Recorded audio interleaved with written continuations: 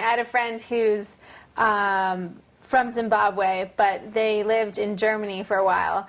And when her brother was born, he was speaking in German, and his mom had no idea what he was saying. Right. Just, don't speak to me in German. Yeah.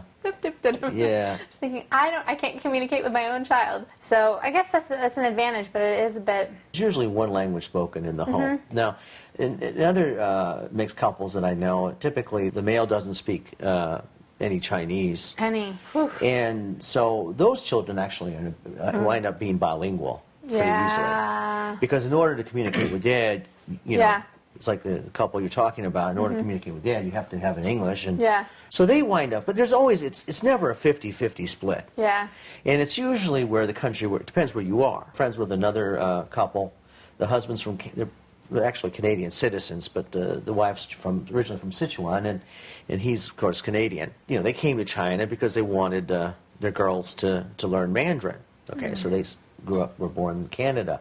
But see, now he's finding out that their English is starting to slip. See, because of the time to move. You know, so it's a real toss. You know? It's a real balancing act. And I think the language barrier is really what is the most bothering. That must have been so hard for him over there. My parents don't speak Chinese, of course, and my mother speaks a bit English, but my boyfriend's English is not so good. And so there was this one time when we were going back to China, and my parents are kind of like, it's more like, oh, she's far away, kind of things. And not so much that he's Chinese, but I am far away. And for them, it's like, okay, when are you coming back, more or less? The Chinese boyfriend's never really a good indicator to the parents that you're going to be returning to your country. And they're thinking, uh-oh. And so there was this time where my dad took us to the train station. And he was there at the train station explaining that he was going to kick the ass of my boyfriend if he was not treating me well. But the thing is that he was speaking Chinese, French. Yeah, so I had to translate. I would have just totally fudged that. Awkward. And I was really awkward. I was like, okay, my dad is saying that he's going to kick your ass if you're not nice with me. That is a good point. I think that what was his reaction to that? Was he just...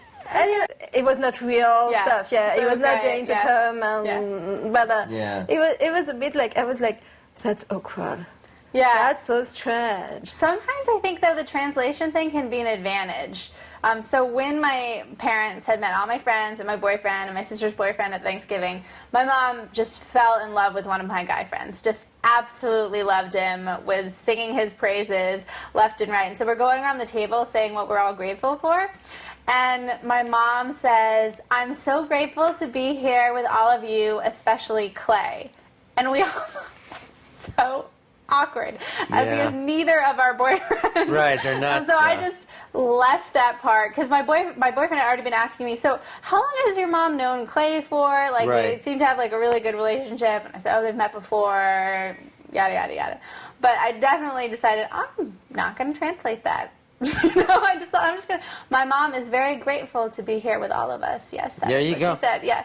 So there are advantages, take the liberties. Think. I've had similar situations. You know, my wife was very unhappy with me about things that I had to translate. And it's... I share your feeling. It's no fun.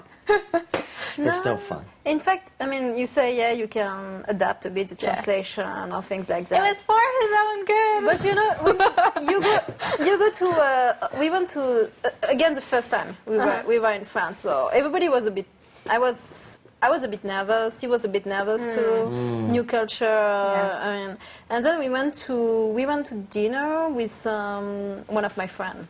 Okay, and then she was just talking and saying her mother, and then so I was translating, and then my boyfriend was always very direct. He was saying, she's going to die, and the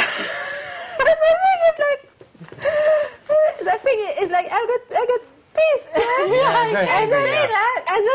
and then you get pissed, and then you're like, you're not translating, but at the same time you are so pissed that. Anyway, you look like... man.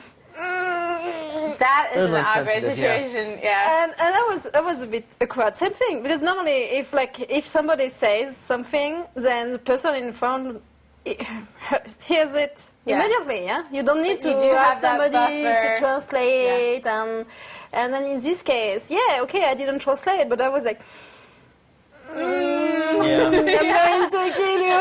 Yeah. Just, funny. shoot the messenger kind Yeah. of thing, What about